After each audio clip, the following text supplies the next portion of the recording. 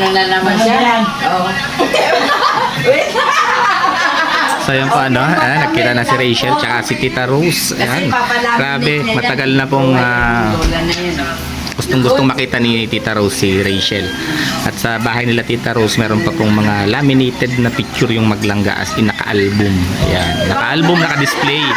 Kaya sobra si Tita Rose. Siya lang yung nag-iisa sa bahay nila na nanonood sa maglangga. Ayan, tuwang-tuwa si Tita Rose. Oh, nakita nyo naman, oh. Dumayo lang dito si Tita Rose. Alam niyo kung bakit? Kasi gusto niya makasama yung maglangga sa kanyang birthday sa December 3, 70th birthday ni Tita Rose. So ayan, grabe yung kanyang kasiyahan. Oh, umiiyak si Tita Rose. Grabe talaga. Ganyan ho ang solid supporters, no? Ganyan ang solid supporters na dito magdiriwang ng kanyang kaarawan. Yun yung regalo ni Tita Rose sa kanyang sarili, ano? Siyempre kasama niya sila Ate Mina, si Admin, si Founder JM, at si Manonet Ben. Magkasama po sila. Ayan, grabe.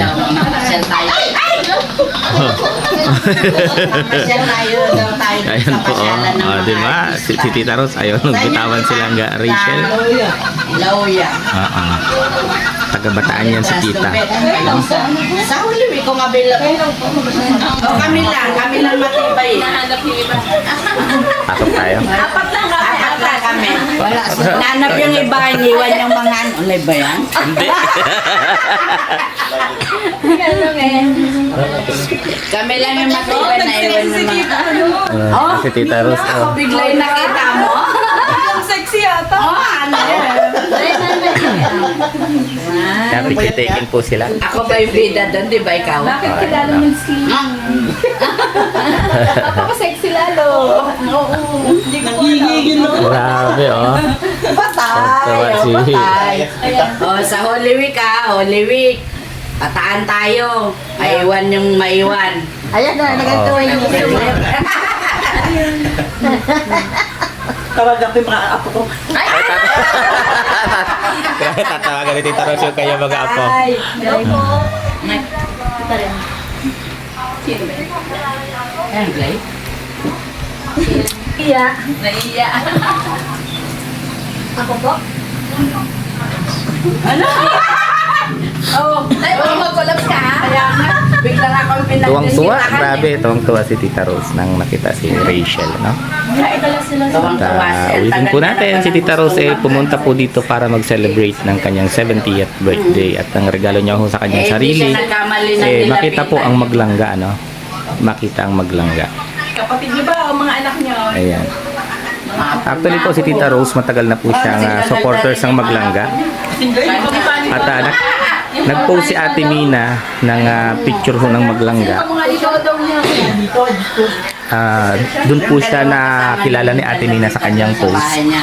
At sabi niya hindi raw siya nagkamali ng kinomenta na post. Bali ang nangyari ho, si Ate Mina is nasa Bataan din. Tapos si Tita Rose taga Bataan din. Kaya sobrang swerte daw niya.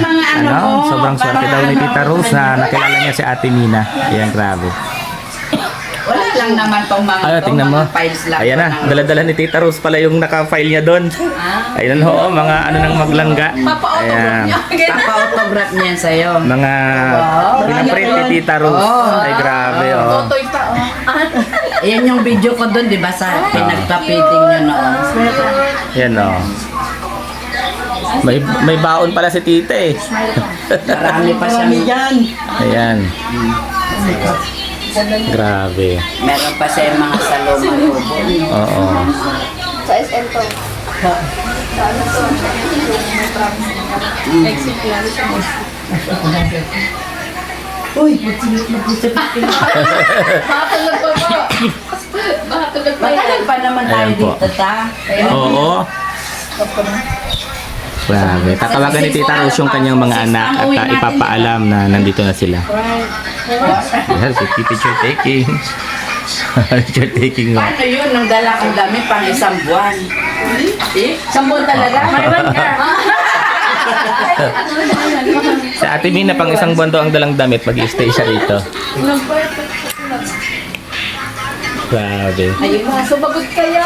Hindi ako nagkakanin. Ayan na, tinatawagan na ni Tita Rose yung kanyang mga anak.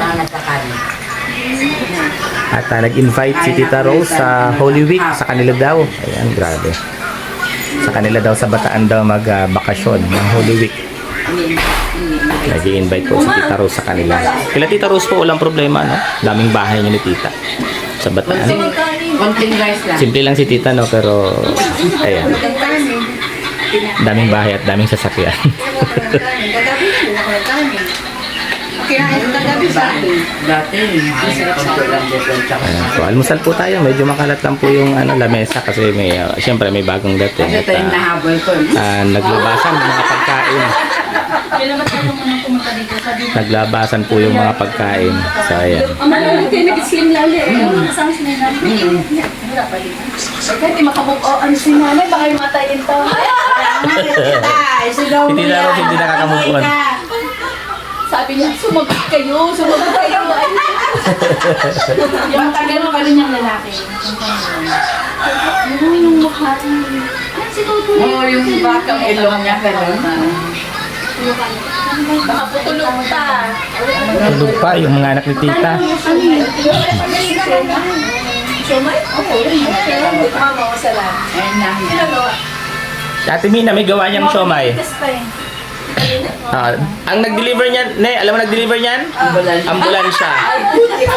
Ambulance talaga. Oo. Hindi, seryoso nga. Ambulansya yung may mga dalang ano niya, yung pangsahog. Kaya pala. Live ba yan? Ay, Hindi. Oh. Pero upload ko to. ay.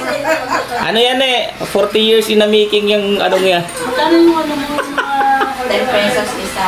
10 Grabe. Ayan Wala po. naman namin. Talagang ayaw sumagot ng mga anak ni Tita Rose. Gusto niyang ipakita si Rachel. Kasi yung mga anak ko ni Tita Rose excited din na makita si Rachel, no? Kaya gusto ni Tita Rose na makausap. Non-stop yung pagkain hanggang pag-uwi. Ang lasa. Hindi lang siya talaga nakita. Parang din tayo. Oo, hindi. Nung parang since day na nandito lang na-escort siya. Ano ba? Ayun na. Patay. Alik pa more. Ayaw Ayan niya na. sumagot. Sumagot na. Ay, tulog pa siguro na yan.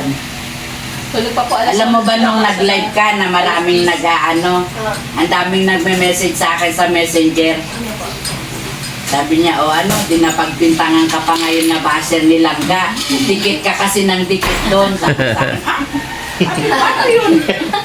Sabi niya, hindi mo napanood yung live niya. Sabi ko, hindi. Wala kasi akong signal dito. Tapos, pinanood ko naman yung reply. Parang wala naman. Si Tuto.